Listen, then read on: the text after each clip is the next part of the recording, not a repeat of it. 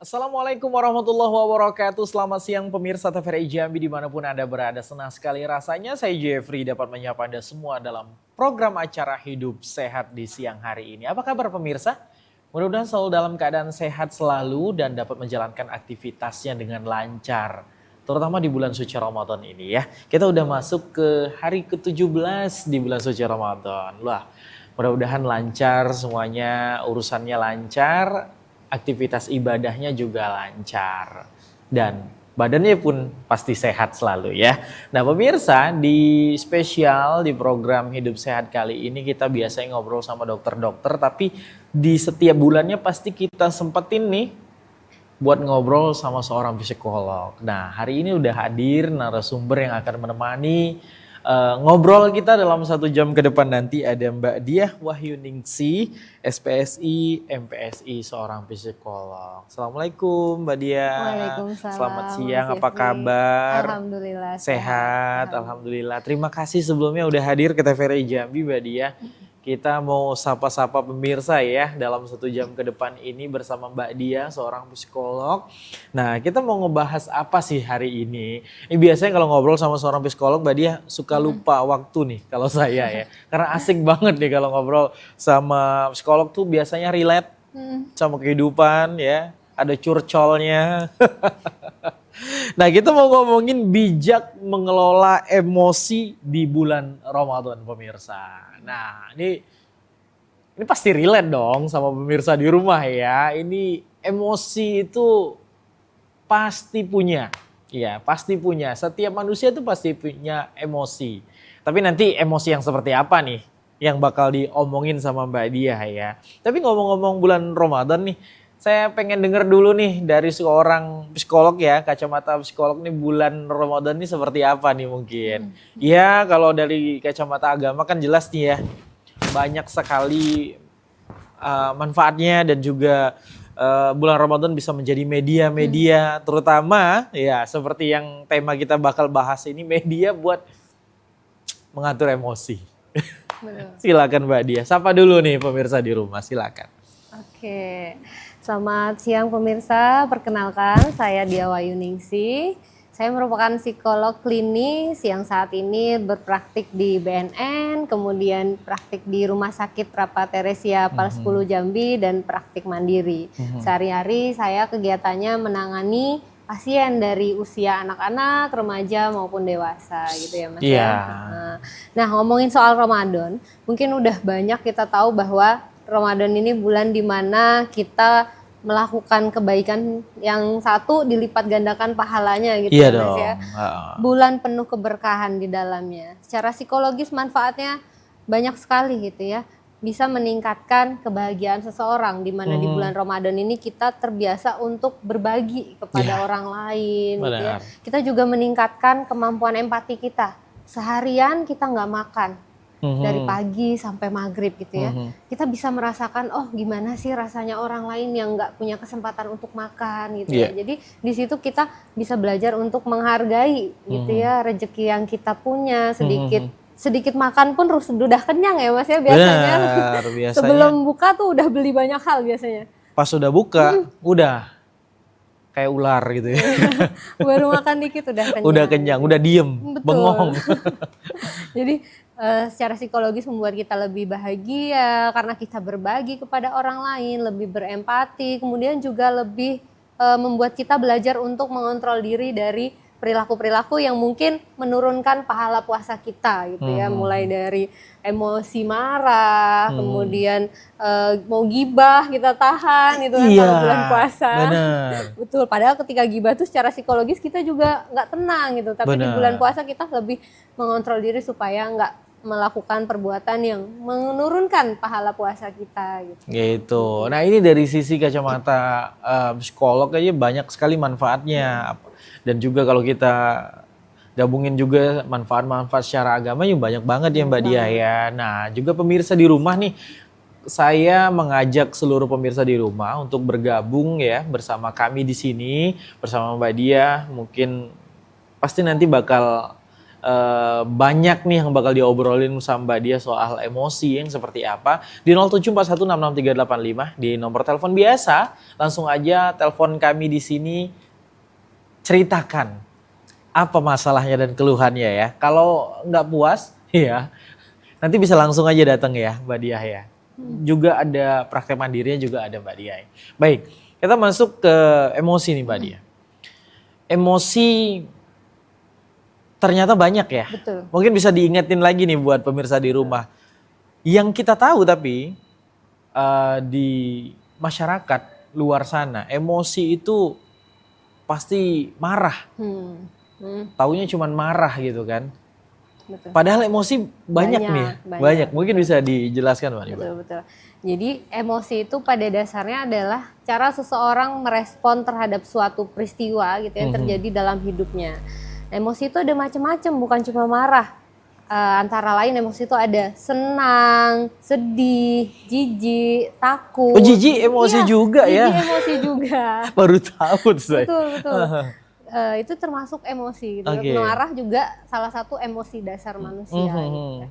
Nah, kenapa manusia itu punya emosi, Mas? Karena emosi itu merupakan suatu alarm dari tubuh kita gitu ya, ketika kita mendapatkan suatu peristiwa tertentu. Pernah nggak Mas kebayang misalnya Mas nggak punya emosi takut, tiba-tiba ada binatang buas ataupun tiba-tiba rumah Mas kebanjiran udah selutut, Mas bakalan ngapain? Kalau nggak ada emosi takut nih, nanti kayak cuman diem aja gitu kan. Tapi flat kalau aja sih, datar aja. Tapi ketika kita diberikan emosi insting alamiah kita bahwa ketika ada bahaya gitu ya, kita ada emosi takut, kita akan mencari tempat yang lebih aman gitu ya. Kayak gitu. Itu ibaratnya pentingnya emosi gitu. Oke, berarti emosi secara mendasarnya adalah sifat atau naluri manusia. Betul, naluri alami gitu. Alami, itu memang sudah mode bawaannya ya. Bawaannya. Gitu. Seperti itu ya. Betul. Gitu pemirsa. Jadi emosi nggak hanya yang kita kenal ya. Jangan emosi dong gitu, berarti kan marah gitu ya. Tapi enggak, ternyata senang juga emosi, menyayangi juga emosi, jijik juga emosi, sampai yang marah. Nah emosi tapi yang mau kita angkat nih apa nih Mbak Dia nih di bulan suci Ramadan nih. Betul. Biasanya emosinya sih marah ya, tapi gimana nih kalau hari ini? Oke, baik.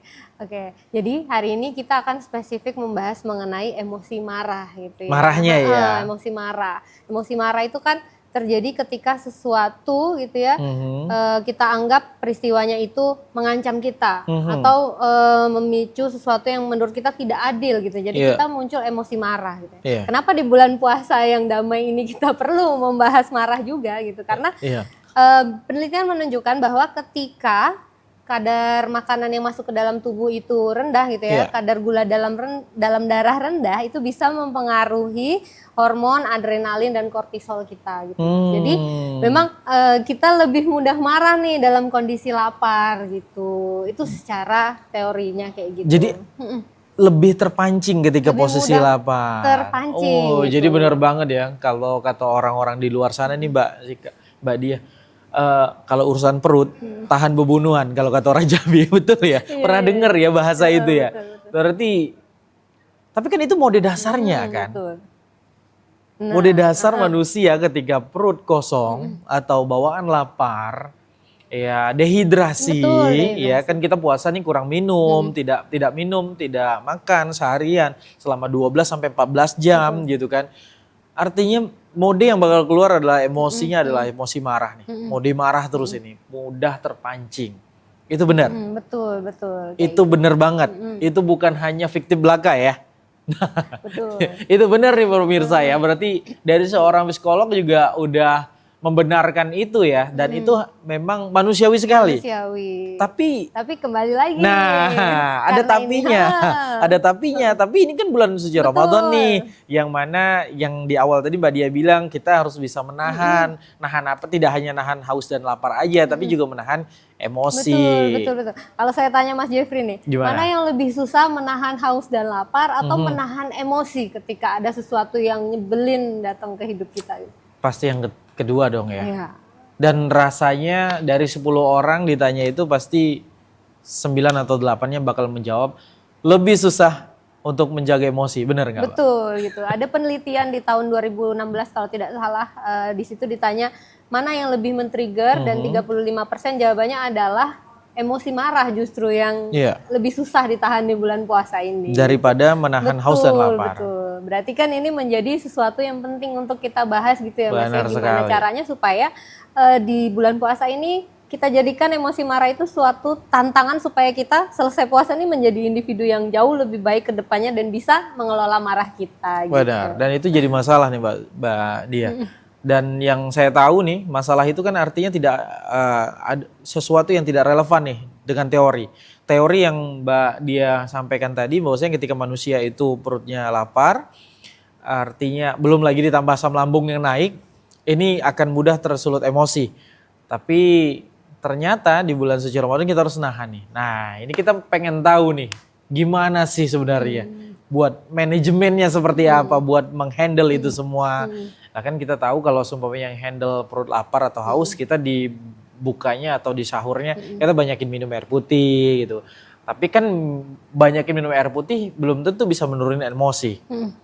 Betul. Bener ya? Betul. Nah ini gimana nih Mbak Betul. Dia nih? Oke, nah kita akan membahas lebih dalam lagi mengenai tips triknya gitu ya Mas ya. Tapi sebelum itu mungkin kita akan lebih mengulik lebih dalam dulu mengenai emosi marahnya nih gitu. Misalnya kayak faktor-faktornya, tanda-tanda di tubuhnya gimana supaya berarti marah ada tandanya nih? Ada. Apa ini?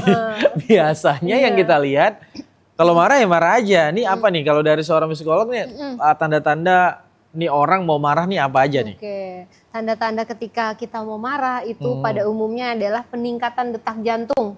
Pernah nggak Mas kerasa kalau marah tuh kayak lebih deg-degan gitu ya? Terus kemudian ada otot-otot di tubuh kerasa lebih kaku gitu ya, misalnya otot bahu gitu kan? Bener-bener sini di belakang leher.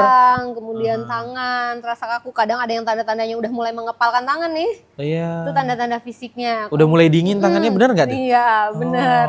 Terus ada juga pupil matanya kadang melotot. Nah, lebih kayak marah gitu kan. Kirain disengaja? Enggak ya? Enggak, karena respon otomatis seseorang ketika marah gitu ya. Kemudian juga nafas, biasanya nafas lebih pendek gitu ya. Terengah-engah gitu ya? Terengah-engah gitu. Kemudian juga ada misalnya kayak di perut tuh kerasa kaku gitu, ada tanda-tanda fisik kayak gitu, kayak pengen mukul gitu kan. Respon seseorang antara satu orang dengan orang lain bisa beda-beda tanda fisiknya gitu. Tapi itu yang saya sebutkan tadi tanda-tanda umum yang muncul secara ketika umum ya? seseorang merasakan emosi marah gitu ya. Jadi biar audiens juga pada pemirsa bakal tahu nih. Kalau aku udah mulai ngerasa kayak gitu, oh itu berarti aku mulai merasakan emosi marah gitu. Oh gitu, ternyata pemirsa bukan orang lapar ada tanda-tandanya Mbak Dia ya. Ternyata orang emosi juga marah tadi ada tanda-tandanya. Dan ini secara umumnya kalau Mbak Dia sampaikan ke saya tadi ya, itu pasti saya ngerasain tuh. Oh iya bener lagi. Nah pemirsa di rumah mungkin juga seperti itu. Nah balik lagi nih Mbak Dia, kalau secara tips atau manajemennya dari marah itu sendiri seperti apa sih? Oke. Kalau tips-tipsnya ini banyak ya Mas ya, mulai dari hal simpel yang bisa kita lakukan adalah dengan cara tarik nafas, deep breathing gitu. Itu yang paling mudah? Iya, yang paling mudah. Kenapa? Karena kalau kita lagi marah, emosi itu yang bekerja adalah saraf simpatis yang biasanya nafasnya pendek, jantungnya berdetak kencang, kemudian otot-otot lebih tegang gitu ya. Biar berubah ke saraf parasimpatis, biar lebih rileks, kita maka butuh pernafasan panjang tadi. Coba kita tarik nafas 4 hitungan, tahan 4 hitungan dan keluarkan 8 hitungan gitu. Tarik napasnya 4 hitungan, tahan 4 hitungan. Oh ditahan 4 hitungan, setelah itu? Terus dikeluarkan 8 hitungan. Oh lebih panjang. Jadi dikeluarkan lewat mulut boleh gitu ya. Coba mungkin Mas boleh praktek gitu ya. Iya benar-benar. Berarti ditarik napas dulu. Betul, tahan. Ditahan. Kemudian dikeluarkan lewat mulut. Iya, jadi kalau kita merasa marah, maka hal yang pertama kita lakukan adalah menyadari bahwa kita sedang merasakan emosi marah dengan menyadari tanda-tanda fisiknya tadi kan. Iya, yang paling pertama kita tahu dulu nih tanda-tandanya tadi yang udah disampaikan Mbak Dia tadi ya. Tahu dulu, sadar dulu nih. Sadar dulu aku marah, karena kita kalau nggak sadar nggak bisa mengambil tindakan yang positif gitu kan. Tapi pertanyaannya, ada nggak sih orang yang marah tapi nggak sadar. Sepenglihatan Mbak Dia sejauh Ada, ini, seorang psikolog. Ada, karena kan yang namanya regulasi emosi itu dipengaruhi oleh gimana, ya itu tadi kita balik lagi sedikit mungkin ya Mas ya mengenai Iya. faktor-faktor yang menyebabkan emosi marah. Salah satunya kan memang dipengaruhi oleh modeling pola asuh orang tuanya. Jadi dia memandang dunia ini berdasarkan apa yang dia dapatkan dari orang tuanya. Misalnya di rumah dia terbiasa dipukul, dicubit, dimarahin gitu ya. Jadi dia akan melakukan itu kepada orang lain, misalnya temannya di sekolah. Dia jadi pelaku bullying misalnya. Jadi menurut dia marah-marah dengan cara mukul, nyubit itu biasa. Karena selama ini dia melihat itu biasa. Baik, kita sapa dulu penelpon yang Oke. masuk Mbak Dia ya. Halo, selamat siang. Halo, selamat siang. Halo, Selamat siang juga. selamat siang. Jeffrey. Apa kabar Pak Yudi di Telanai? Alhamdulillah Pak Jeffrey. Masih sehat di 17 Ramadannya ini? Ya, alhamdulillah sehat. Kita sudah sampai Kita sudah separuh memasuki perjalanan nih Pak Yudi. Puasa yang Ya. ke-17 kalau 17 benar. Ya, langsung saja nih Pak Yudi, kita bersama Mbak Ya. Dia hari ini Ya, seorang betul. psikolog. Pertama saya hormati Ibu apa tadi dari Bu Dia. psikolog ya. Iya. Bu Mira ya. Bu Dia. Bu Dia. Iya. Maaf. Yang saya hormati Bu Dia dari psikolog. Oke. Iya Ibu Dia. Ya, mohon maaf Ibu Dia. Jadi ya kalau kita lihat puasa ini memang dari 1 ke 15 itu biasanya mendaki itu kan berat. Semuanya. Nah kalau 15 ke bawah ini menurun. Jeffrey dan Ibu narasumber dia. Ya. Nah takutnya tergelincir menurun ini kan. Banyak godaan. Iya. Mudah-mudahan kita tidak tergoda kan. Amin. Tidak tergelincir gitu. Sampai ke 30 nanti hari. Tadi kan sudah dibahas beberapa faktor ya. Jadi dari kacamata apa namanya Islam agama ya. Atas dari kacamata kesehatan. Yang saya takutnya memang emosi itu dilihat dari kacamata kuda. Jalan terus saja kan. Nah ini kan termasuk psikolog yang tipologi. Nah jadi kalau orang sudah temperamen tinggi nggak bisa dirubah. Puasa juga dia marah. Nah ini merupakan PR psikologi itu apa kira-kira kiat itu merubahnya. Iya. Nah saya pernah membaca kedua artikel oleh Amirullah Sahbini. Jadi penulis buku Kunci Rahasia Peraih Sukses. Iya. Jadi puasa obat daripada segala penyakit. Benar. Nah bahkan obat orang puasa itu emahnya hilang. Bisa hilang emahnya. Iya, Betul. Pak Yudi. Jadi rupanya kita banyak makan itu dan penelitian itu tidak benar. Kalau kita sering berpuasa, memberhentikan makan, itu menyembuhkan segala penyakit. Iya kan? Iya. Tapi kalau penyakit buntu ya tidak bisa. Nah, itu sakit mata tuh Pak Yudi. Penyakit memang seperti apa namanya itu contoh misalnya sakit mah, radang tenggorokan, radang usus. Nah jadi ini penelitian ini menurut saya mohon dapat kiranya dijelaskan oleh Ibu dokter ya. Bu, psikolog Pak Yudi. Benar nggak kita itu memang lebih bagus banyak-banyak membersihkan makan daripada makan. Iya. Seperti puasa ini. Iya. Terbukti itu hasil penelitian dunia. Baik Pak Yudi. Terutama sekali masalah mak. Ya Ya. kan? Nah, mohon kiranya mungkin dapat dijelaskan. Baik.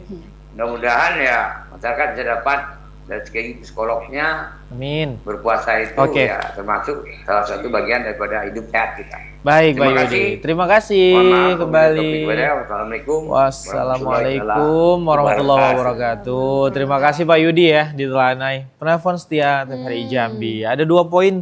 Ya. Ya sebenarnya bakal sampai ke sana nih Betul.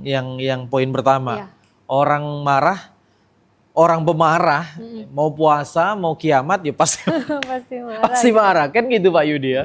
Yang kedua tanggapannya nih Mbak Dia juga nih soal puasa ini menjadi obat ya, media kita untuk merelaksasi tubuh mungkin. Nanti bakal dijawab ya, tapi kita mau break dulu nih Mbak Dia ya. Pemirsa jangan kemana-mana, kami akan kembali setelah pesan-pesan berikut ini.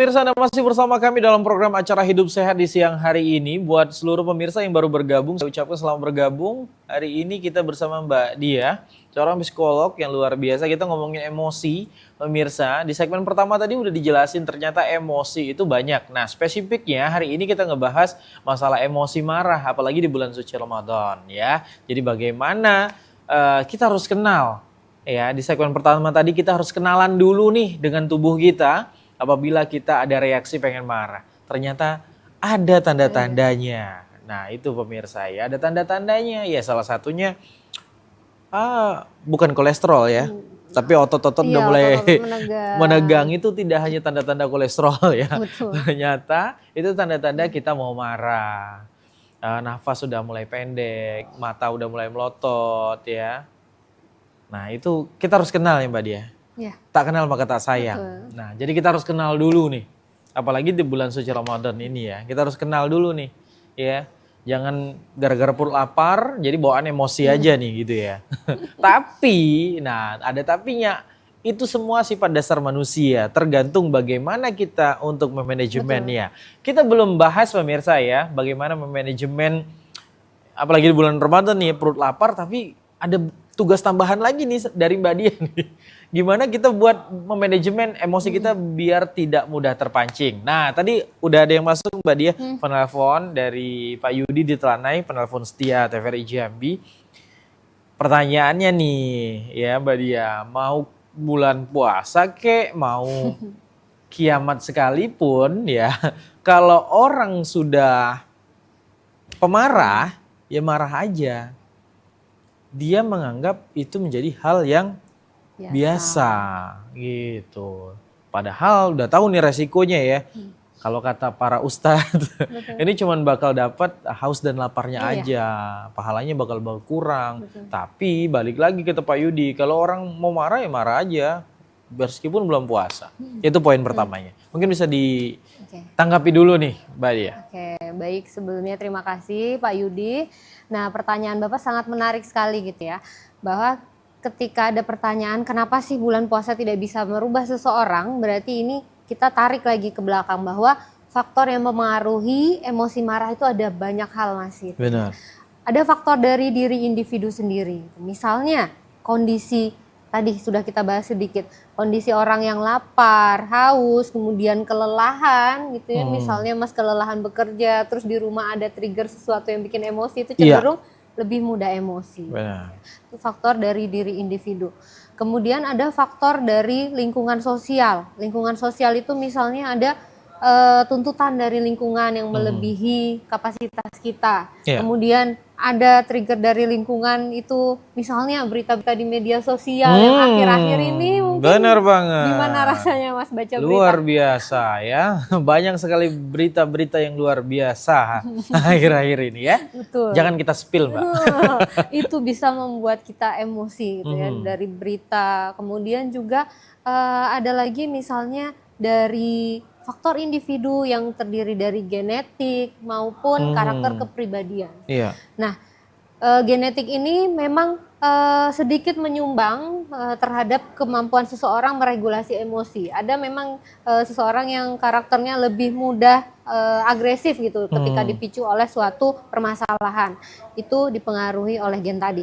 Ada juga faktor dari modeling, dari pola asuh orang tua, Mas.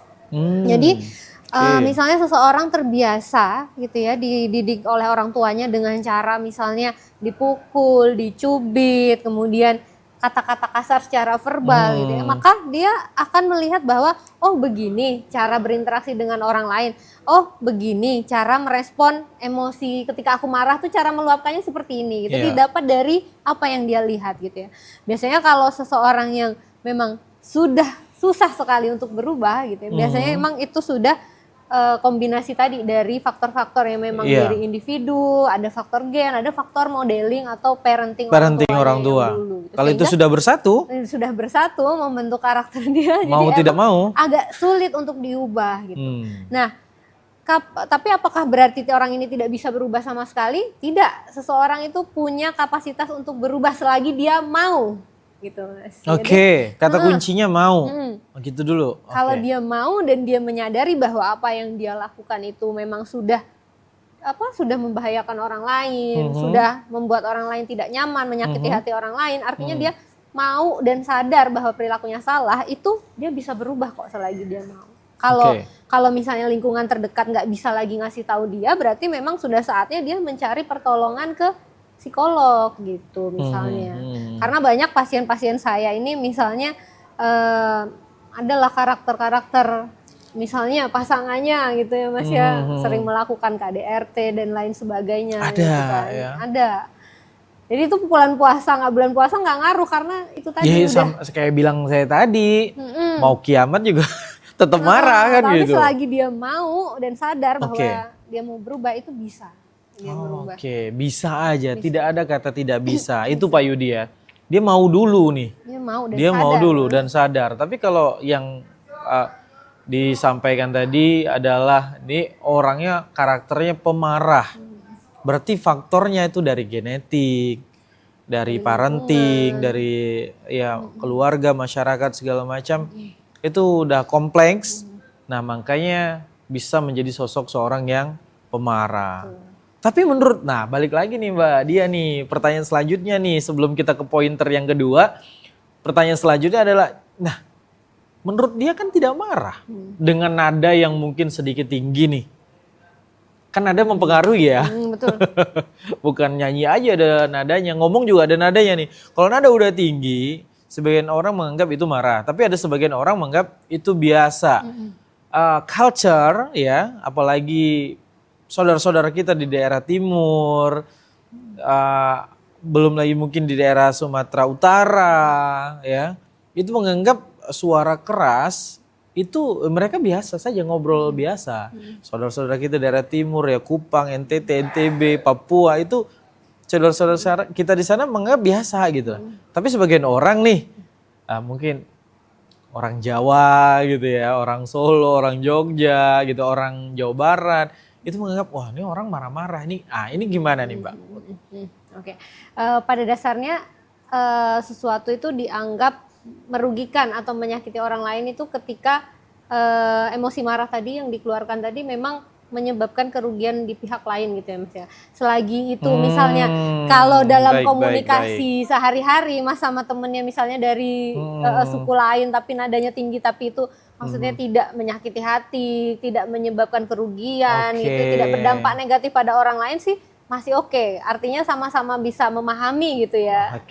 Tapi kalau konteksnya nada tinggi itu disertai dengan caci maki verbal misalnya, kebun binatang, kemudian membentak anak, kemudian misalnya case-nya punya anak mecahin gelas langsung tertrigger ngebentak, ngemukul, itu kan beda lagi gitu. Tapi kalau sesuatu yang sifatnya masih sama-sama paham bahwa ini karakter budaya, itu sih nggak masalah gitu ya. Tapi, tidak masalah.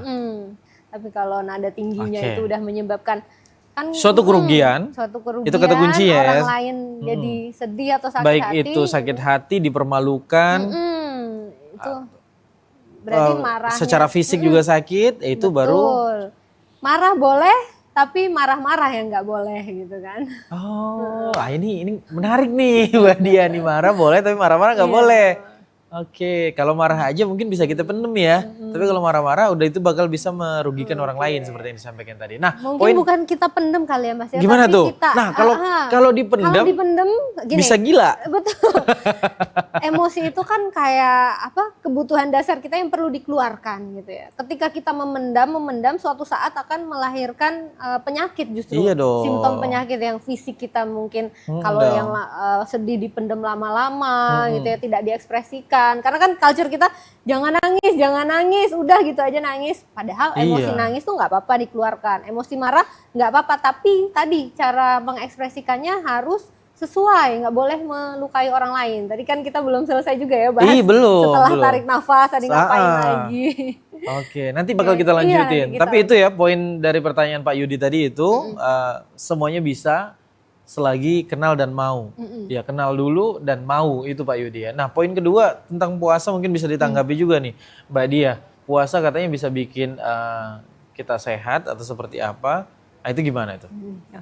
Oke, terima kasih Pak Yudi. Tadi saya setuju gitu bahwa memang sudah banyak penelitian-penelitian yang menunjukkan bahwa puasa ini bermanfaat bagi kita secara fisik gitu ya. Bahwa dengan kita puasa itu tubuh kita melakukan detoksifikasi gitu ya Mas ya. Jadi memang banyak penelitian menunjukkan bahwa orang-orang dengan penyakit tertentu misalnya diabetes, mah itu justru mendapatkan manfaat positif dari puasa. Oke, jadi di bulan puasa ini kan memang secara kita udah memberikan sugesti ke diri sendiri gitu ya Mas ya, niat gitu ya kalau dalam diri kita tuh kita meniatkan diri untuk berpuasa gitu ya.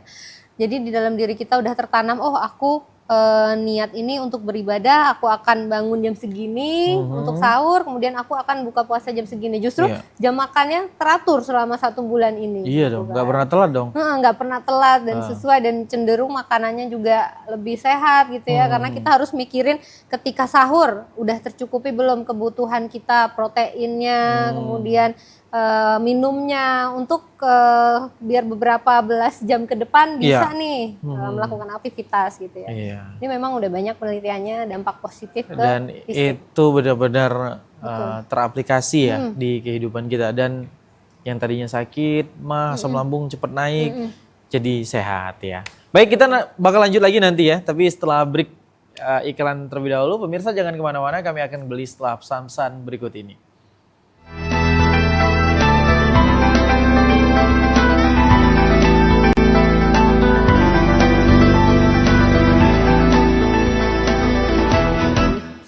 Terima kasih pemirsa, Anda masih bersama kami dalam program acara Hidup Sehat. Kita masih ngomongin emosi marah ya. Kita udah kenalan dengan tanda-tanda marah kita di tubuh kita itu seperti apa. Udah dijelaskan sama Mbak Dia tadi. Dan juga udah faktor-faktornya juga kita udah tahu ternyata faktor genetik itu ada. Habis itu belum lagi faktor parenting ya, didikan orang tua. Habis itu faktor lingkungan. Ya complicated ya, banyak faktor yang mempengaruhi buat kita emosi. Sehingga emosi setiap orang itu berbeda-beda ya Mbak Dia. Ada yang bisa, apa ya bahasanya bukan nahan ya, tapi mengkontrol ya. Mengkontrolnya, tapi ada juga yang wah kayak mercon, petasan ya. Api dikit meledak kayak gitu, banyak ya. Banyak. Nah, tapi tadi sempat terpotong ya penjelasan kita mengenai bagaimana nih manajemen kita, apalagi di bulan puasa ini, bulan Ramadan.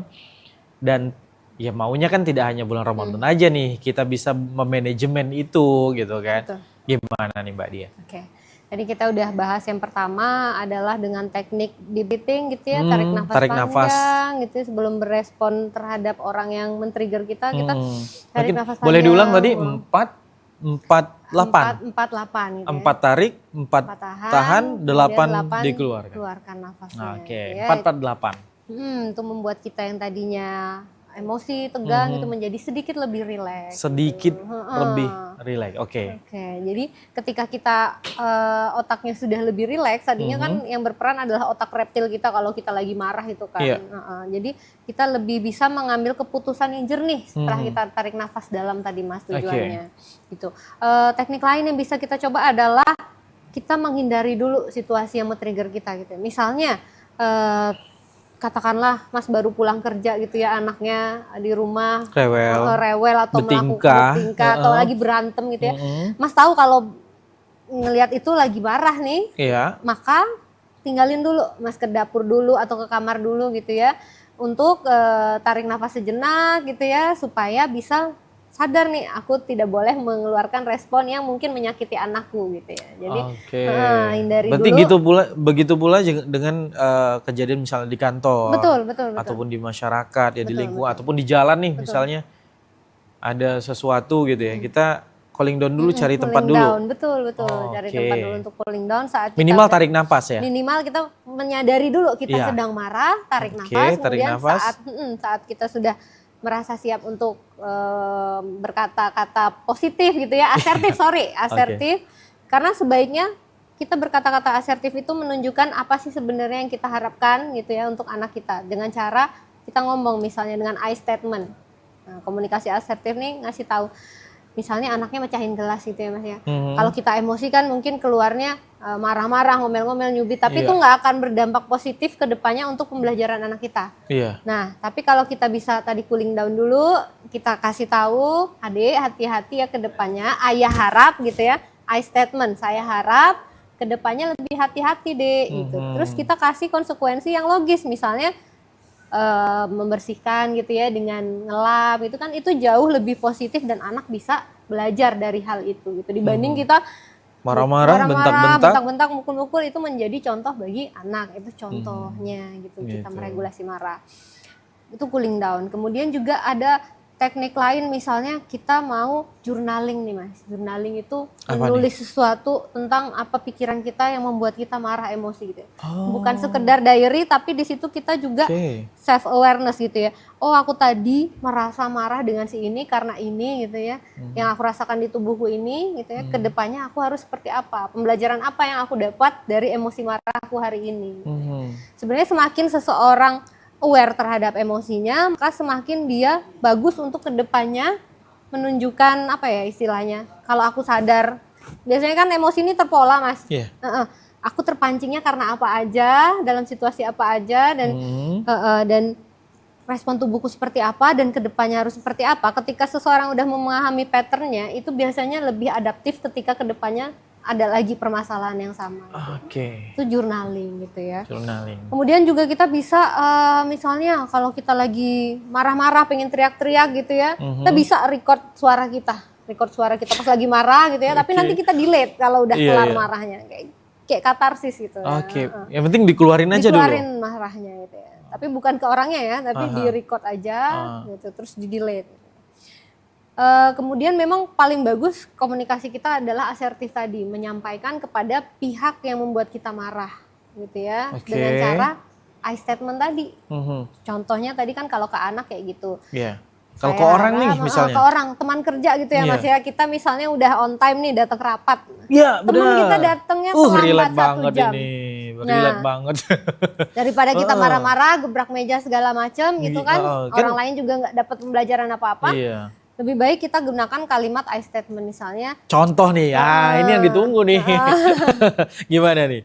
Misalnya saya hari ini merasa sedikit kecewa karena rapat kita terlambat. Maka dari itu kita hanya bisa rapat 30 menit karena kedepannya saya ada rapat di tempat lain lagi gitu ya. Saya harap kedepannya hal ini tidak terulang kembali. Jadi orang lain tahu harapan kita apa yang kita rasain juga. Kekecewaannya itu. Dibanding kita tadi marah-marah gebrak meja, orang lain biasanya kalau kita marah juga ikutan ke trigger gitu. Jadi jatuhnya berantem nih kayak gitu.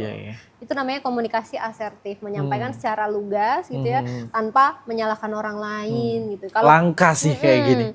Kalau orang kayak gini langka sih ya. Kalau kita nyalain orang lain dulu kan, kamu nih nggak akan ketemu itu biasanya. Iya. Tapi secara konteks ya, ini manajemen yang disampaikan seorang psikolog ya, pemirsa ya, Mbak Dia. Berarti tips-tipsnya seperti itu ya.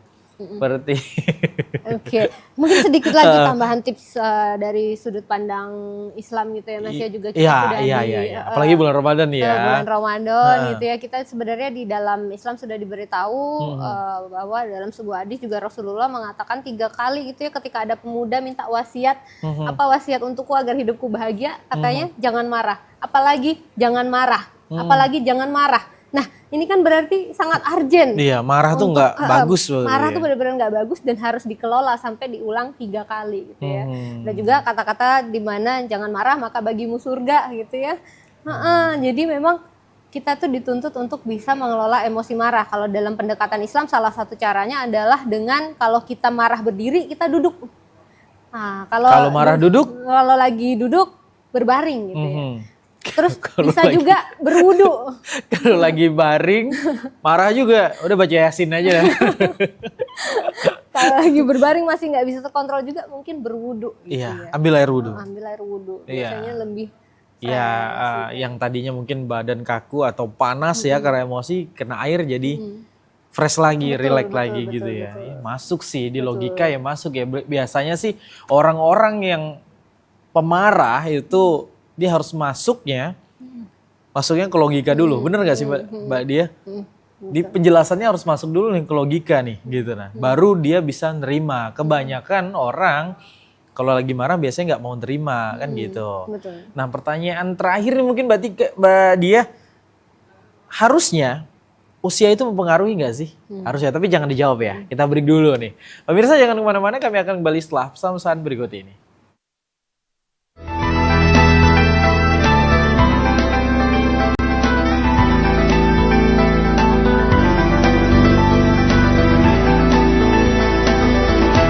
Terima kasih pemirsa, Anda masih bersama kami dalam program acara Hidup Sehat. Kita banyak sekali sudah ngebahas masalah emosi, ya, mengendalikan emosi di bulan Ramadan. Ya, kita udah dengerin tadi ya manajemen emosi, tips-tips ya dari Mbak Diah tadi, bagaimana kita buat mengendalikan emosi marah kita ya Mbak Diah. Tapi pertanyaan saya terakhir tadi Mbak Diah, harusnya semakin dewasa orang itu harus bisa dong mengendalikan atau memanajemen emosinya.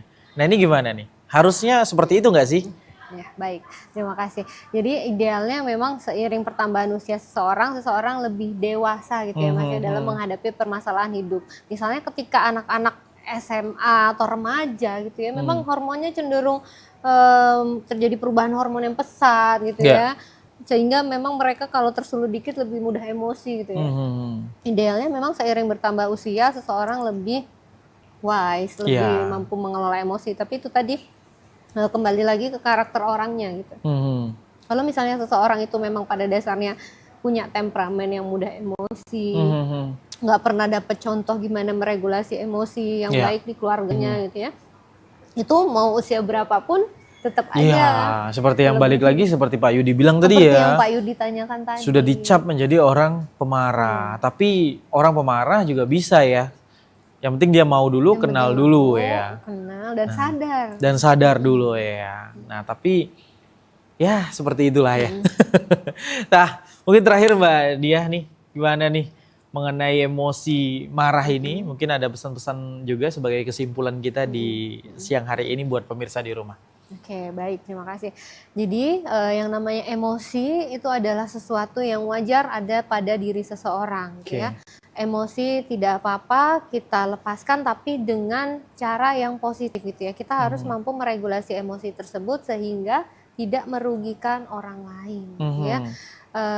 Kemudian kita juga tidak boleh emosi ini kita pendam, kita repress gitu ya, karena akan memunculkan simptom-simptom atau permasalahan fisik pada diri kita. Jadi ekspresi emosi dikeluarkan nggak apa-apa, tapi dengan cara yang tadi kita mampu meregulasinya dengan baik. Kemudian mari sama-sama kita jadikan Ramadan ini sebagai momentum bagi diri kita untuk menjadi individu yang lebih baik setelah bulan Ramadan ini, dengan cara kita mampu untuk mengontrol diri kita dari berbagai hal-hal yang mungkin menurunkan pahala puasa kita. Kita mampu mengontrol diri kita dari emosi marah dan berbagai hal negatif yang mungkin kita lakukan. Gitu. Dan terakhir mungkin di Idul Fitri saling memaafkan ya. Betul, saling memaafkan. Saling memaafkan. Betul. Iya, ini Dan saling nggak ada memaafkan. ruginya saling memaafkan, Mbak. Betul. Dia gimana tuh?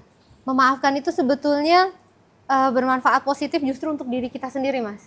Oh, untuk kita? Iya, Bukan betul. untuk orang? Bukan. Oh gitu. Gitu. Oke. Karena Mas ngerasa nggak sepanjang kita menyimpan dendam pada orang lain, apa yang dirasakan di diri dan pikirannya? Iya, gelisah, emosi, pasti setiap ngelihat orang pasti emosi itu.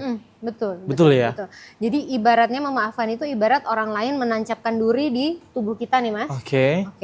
Ketika kita memaafkan orang itu kita sebenarnya perlahan melepaskan duri dari tubuh kita. Oh. Awalnya mungkin sakit, nggak enak, Iya, tapi iya. lama-lama kita bisa lebih sehat secara psikologis Oke. gitu ya. Jadi ketika kamu berbuat baik untuk orang lain, memaafkan itu sebenarnya kamu lagi berbuat baik buat dirimu sendiri loh. Gitu. Gitu Kalau ternyata ya. Ternyata Ramadan bisa menjadi media ya. Dari kacamata seorang psikolog, tadi manajemen marahnya dapet, dan ternyata setelah Ramadan juga di Idul Fitri nanti bakal kita saling memaafkan. Betul. Dan itu buat kita sendiri, Kita sendiri. bukan hanya orang lain ya. Terima kasih Mbak Diah.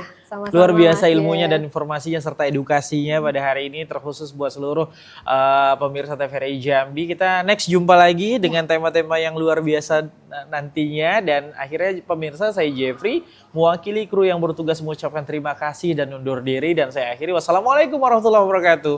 Sampai jumpa.